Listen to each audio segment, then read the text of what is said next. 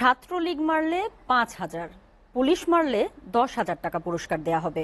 London থেকে এমন নির্দেশ পাওয়ার পর হামলা চালিয়ে পুলিশ হত্যা করা হয়েছে বলে অভিযোগ করেছেন বিএনপির অতিরিক্ত কমিশনার হারুনুর রশিদ। বিএনপি জামায়াত পরিকল্পিতভাবে এসব হামলা চালিয়েছে বলে দাবি করেন তিনি। বিএনপির গোয়েন্দা পুলিশ কার্যালয়ের সংবাদ সম্মেলনে একথা বলেন অতিরিক্ত কমিশনার। পুলিশ সদস্যদের যারা হত্যা করেছে তাদের দ্রুতই গ্রেফতার করা হবে বলেও জানান হারুনুর রশিদ। দেখুন আব্দুল আহাদের প্রতিবেদন।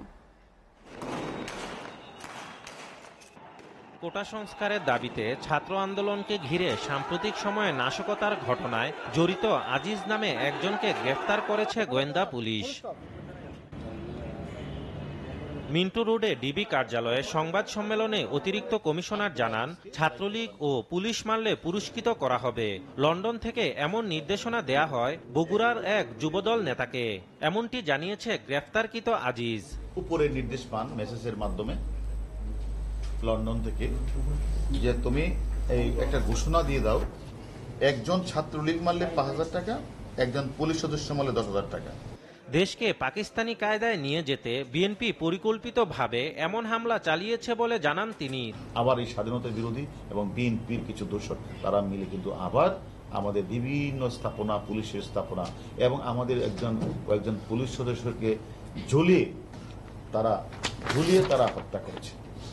এইটা কি কোনো সভ্য দেশের মানুষের পক্ষে সম্ভব? কারণ তারা এই রাষ্ট্রটাকে ব্যর্থ করতে চায়, অকার্য করতে চায় এবং স্বাধীনতার যে স্বপ্নের যে সোনার বাংলা, যে লক্ষ্যে এটাকে গঠন করতে, সেটা থেকে তারা পাকিস্তানি কায়দায় আবার নিয়ে যেতে তাদের অপচেষ্টা। পুলিশ সদস্যদের হত্যার সাথে জড়িতদের পরিচয় শনাক্ত করা হয়েছে বলেও জানান হারুন অর রশিদ।